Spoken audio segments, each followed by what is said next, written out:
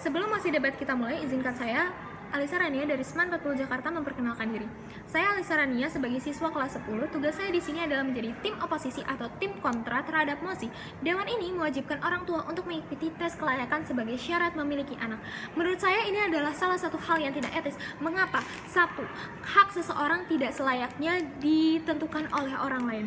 Manusia memiliki hak dan kewajibannya masing-masing. Diberikan hak dalam kehidupan, diberikan hak dalam menjalankan kehidupannya dengan dirinya sendiri, dengan hidupnya sendiri. Bukankah tes kelayakan ini seperti meragukan seseorang apabila ia menjadi orang tua? Bukankah itu seperti meragukan orang tua kita sendiri apakah ia cocok menjadi orang tua atau tidak? Justifikasi oleh pemerintah bahwa tes kelayakan ini akan menggunakan praktisi anak dan psikolog. Bukankah praktisi anak dan psikolog bisa saja salah? Mengapa? Karena praktisi anak dan psikolog adalah manusia. Manusia tidak sempurna, manusia bisa saja salah. Praktisi anak walaupun sudah belajar, walaupun sudah memiliki ilmu yang lebih tinggi, bukankah mental seseorang bisa saja diketahui oleh dirinya sendiri? Bukankah mental seseorang hanya diketahui oleh dirinya sendiri? Bukankah mental seseorang selagi-laginya hanya diketahui diri sendiri? Orang lain hanya bisa melihat dari luar. Orang lain tidak bisa memahami perasaan atau rasa yang dimiliki orang itu sendiri tanpa mengetahui lebih dalam. Praktisi anak atau psikolog hanya memperlihatkan bagaimana cara tutur kata dan lain-lain. Bukankah itu adalah salah satu hal yang belum tentu valid? Peran orang tua sangat besar terhadap kehidupan anaknya, entah anaknya itu baru lahir hingga dewasa. Maka bukankah orang tua adalah selayaknya sudah dihidupkan sebagai orang tua? Dia tidak diminta menjadi orang tua, dia tidak dilahirkan sebagai orang tua. Namun orang tua sudah menjadi takdirnya apabila itu sudah diberikan suatu kasih dari Tuhan. Syarat memiliki anak pada orang tua sebaiknya tidak diberikan. Mengapa? Karena bisa saja anak tersebut memang diberikan secara tiba-tiba. Bisa aja anak tersebut memang adalah sebuah anugerah yang memang sudah diimpikan orang tua. Apabila sebuah orang tua keinginan memiliki anak, namun sudah menunggu terlalu lama, dia sudah menggunakan tes kelayakan, namun malah dia tidak memiliki anak. Bukankah itu adalah salah satu kesedihan dalam hidup seseorang? Salah satunya adalah dampak negatifnya. Orang tua bisa saja kasar apabila tidak mengikuti tes kelayakan, karena orang tua adalah salah satu peran penting dalam kehidupan atau agen pertama dalam kehidupan. Bukankah itu bisa saja diajari sebelum menggunakan tes kelayakan? Bisa saja pelajaran itu ada di kehidupan kita masing-masing, di lingkungan kita masing-masing. Bukankah peran orang tua adalah peran terbaik? Bukankah orang tua bukan manusia yang salah? Orang tua juga manusia yang salah. Namun hal-hal kasar tersebut bisa saja terdapat dari faktor dan gejala yang lainnya. Bisa saja dari lingkungan, bisa saja dari sosial, bisa saja dari ekonomi. Semua itu dapat terjadi. Bukankah hal itu bisa ditanggulangi? Bukankah hal itu bisa dicegah? Bukankah mencegah lebih baik daripada mengobati? Layaknya tes kelayakan ini seperti mengobati orang-orang yang tidak siap dalam kehidupan selanjutnya. Bagaimana kalau orang itu pada saat itu tidak siap, namun pada saat selanjutnya dia lebih siap, namun dia sudah terpaku dengan tes kelayakan, aku tidak siap.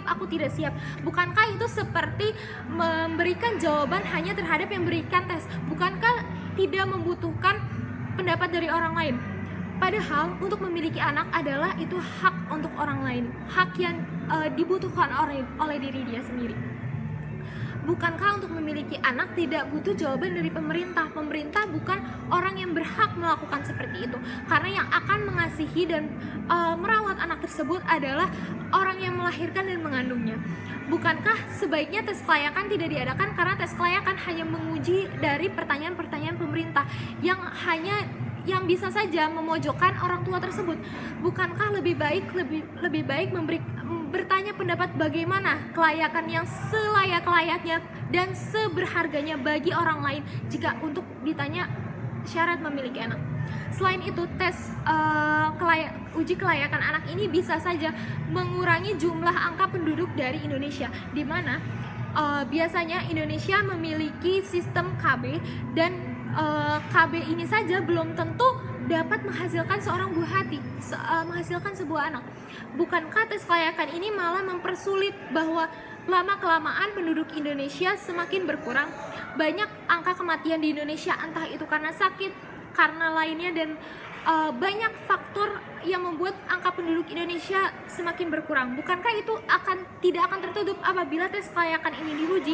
Jika tes uji kelayakan ini diuji dan ternyata banyak orang tua yang tidak siap, bukankah anak-anak itu bisa saja terlantar? Bagaimana jika tes kelayakan ini diuji saat orang tua itu sudah punya anak? Bagaimana ke anaknya? Bagaimana anaknya? Bukannya anaknya harusnya dirawat oleh orang tuanya? Apakah anaknya harus ditaruh di panti asuhan atau ditaruh di orang lain? Itu kan sebaiknya tidak dilakukan, karena orang tua tersebut adalah orang yang memiliki hak terhadap anak tersebut. Apakah anak itu harus dipisahkan dari orang tuanya? Tes kelayakan ini jatuhnya tidak etis terhadap hak manusia itu sendiri, karena hak manusia adalah sangat dijunjung tinggi di Indonesia ini.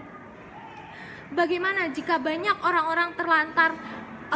Bagaimana banyak anak-anak terlantar hanya karena orang tuanya tidak layak, karena orang tuanya memiliki hasil tes yang tidak layak? Sebaiknya hal-hal tersebut dikurangi. Mengapa? Karena kita memiliki solusi yang lebih baik. Solusi yang lebih baik adalah bagaimana kalau melakukan penyuluhan dan sosialisasi pada saat remaja. Dilakukan itu di usia yang belum matur, dimana nanti di saat usia dewasa mereka sudah siap, mereka sudah memiliki mental yang tepat, karena mereka sudah mendapatkan penyuluhan saat remaja. Bagaimana menjadi orang tua yang baik, bagaimana cara mendidik anak yang lebih bermoral tinggi dan dapat menghasilkan dan